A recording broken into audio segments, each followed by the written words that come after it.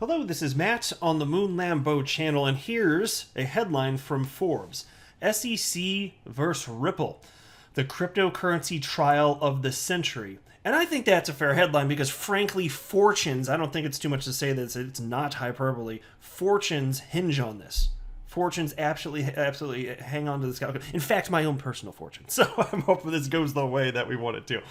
And so I'm going to run through this piece, and the author here has a firm position and does a great job articulating, I think, why this is a tremendous overreach of the SEC and exactly what it means. And so for all of you people fearful, if you're part of the few that have decided to hang on to your XRP, maybe this will add a little peace of mind. And look, to be clear, I don't have a financial background of any kind. I am not offering financial advice. And so you should not buy or sell anything because of anything I say or write. I just think it's fun to talk about these topics and run this YouTube channel as a hobby. So just to be clear, that is all that it is. And I certainly don't have any sort of legal background, so I don't know how all of this is going to go. It's just, and I've articulated this on the channel in the last couple days in particular, which is, I still have to make a decision. I have to buy or sell or hold XRP. I got to pick, right? And so I've decided to continue holding for myself. And so even though I don't have a law background, the best I can do is just hear the strongest arguments from both sides and then do my best to determine what I think makes logical sense. But that's what you do in anything in life, whether it's religion or politics or name your important topic. That's what you do, right? If you're going to be an intellectually honest person. And so that's the route that I'm going here. And so to me, I remain convinced that XRP is not a security, and I'm going to continue to hold. I wanted to highlight this tweet before jumping in, though. This is from Hester Pierce with the SEC, and she wrote, "It takes a majority vote of the SEC's commissioners to authorize enforcement actions and new rules. Votes that precede the final resolution of a matter generally will be made public only after the matter's final." So Jay Clayton, who exited the SEC, resigned the day after suing Ripple, just to leave that whole flaming pile of garbage, that whole legal dispute for other people. He doesn't have to touch. He doesn't have to worry about it. Yay, go Jay Clayton. So he's undoubtedly a core reason that this happened. If he didn't want to, perhaps it wouldn't have occurred, but it did take a vote, actually. So he's not the only individual that actually wanted this, so I just thought I'd share that fact. Somebody named John Laparulo, if I said that right, responded on Twitter with something comical, so I just thought I'd share it. He wrote back to Hester here of the SEC, "Well, if the vote to sue Ripple was completed prior to Jay Clayton stepping down, I demand a revote. Or a trial by combat." I thought it was good. Trial by combat. Yes, that's the one, right? All right, so into the piece now. Just hours before Security and Exchange Commission Chairman Jay Clayton left the building on December 23rd at the end of his tenure, the SEC filed a lawsuit against Ripple Labs, Inc., alleging that it raised over $1.3 billion through the sale and distribution of the digital asset of XRP without registering. Ripple, founded in San Francisco in 2012, operates the RippleNet and the XRP payment protocol, considered superior to Bitcoin with its improved ledger, faster settlement speed, and digital wallet for international transactions across 55 countries. Ripple is one of the titans of the new crypto industry in the United States, developing real economy products from revolutionary technology. And let me pause right here just to say, I can't remember if I've said it on the channel yet, but I want it to be known. If in this claim that the SEC has against Ripple, if they were claiming fraud, and if there were strong evidence of fraud, if they were claiming it, and they're not claiming it, but if they were, and I found the evidence to be strong, I would have exited my position of XRP. That would have been enough. Even after being in it for 3 years, there are no allegations of fraud. They're just saying, hey, if you wanted to sell this thing, you should have registered with us. In a nutshell, that's it. There's obviously much more to it, but in a nutshell, that's it. And so without fraud allegations, and clearly Ripple operating in good faith, just to do what they could to make sure they were engaging with regulators, with various departments of the United States federal government. It's clear they were doing all of that. They were doing everything they could, and they're still getting sued into oblivion, so that sucks. Freaking Jay Clayton.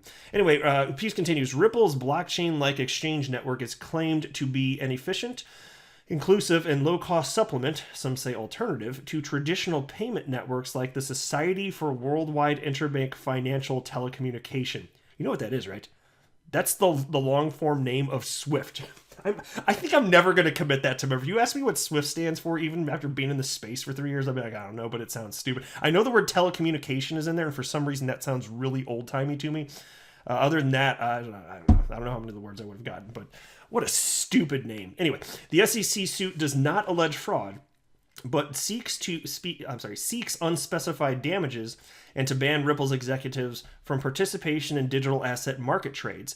The case appears to impugn one of the few positive aspects of Clayton's 2017 statement on cryptocurrencies and initial coin offerings, noting that these disruptive, transformative, and efficiency-enhancing technologies could facilitate capital formation and provide promising investment opportunities for institutional and Main Street investors alike. Yeah, how about that? Did he believe it when he said that?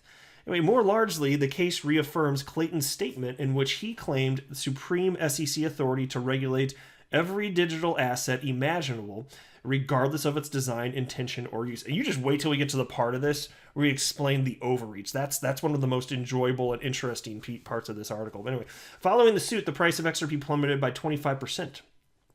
And some trading has been halted. Ripple launched a vigorous response, calling the suit an attack on the emergent cryptocurrency industry at large.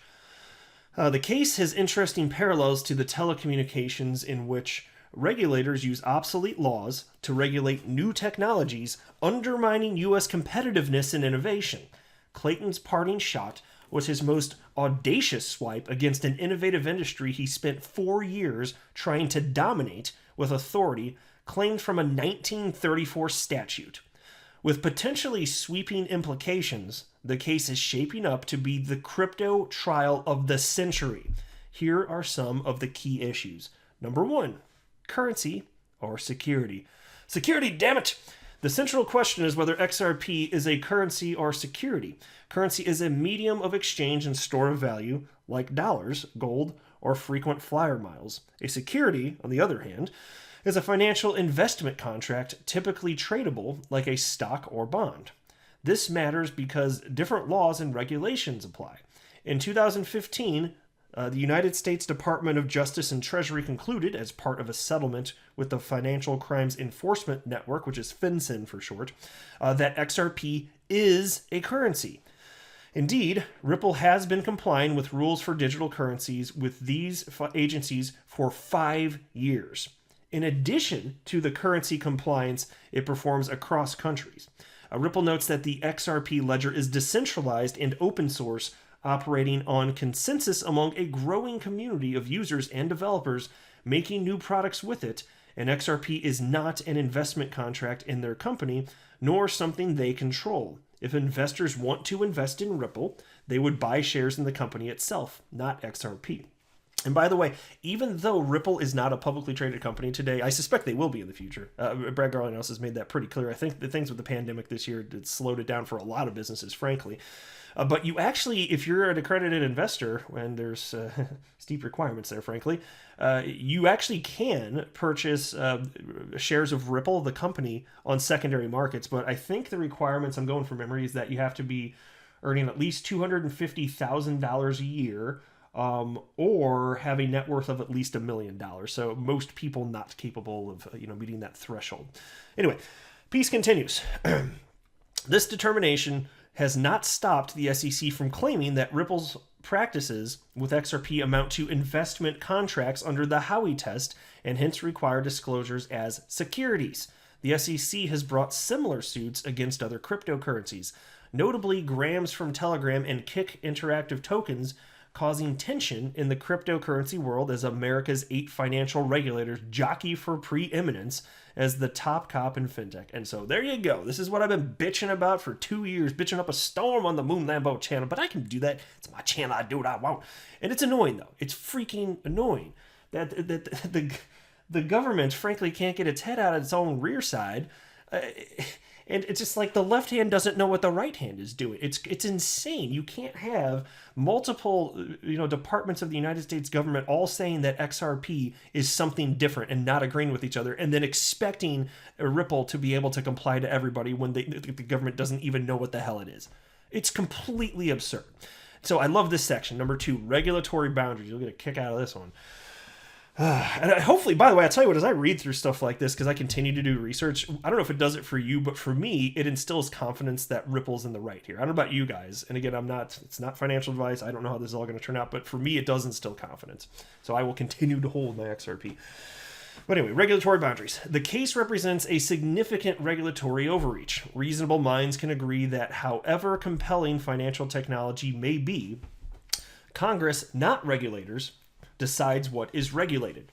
Despite cryptocurrency industry pleas for a rational framework, Congress unfortunately has said little about cryptocurrency, leaving regulators to make up their own rules. This development parallels the regulatory experience of broadband internet, which has but a passing reference in the Telecommunications Act of 1996. Having no congressional framework in place, the Obama Federal Communications Commission, FCC, attempted to regulate the internet with the laws designed for price regulation on the telephone. Arguing that the internet was a mere extension of the telephone network, FCC Democrats promoted a policy designed to protect Silicon Valley giants in the name of helping consumers.